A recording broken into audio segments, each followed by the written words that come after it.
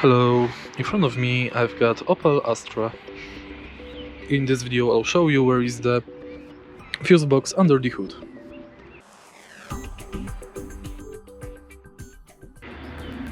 In the beginning, let's take a look at the right side of engine compartment, and the fuse box is located right here.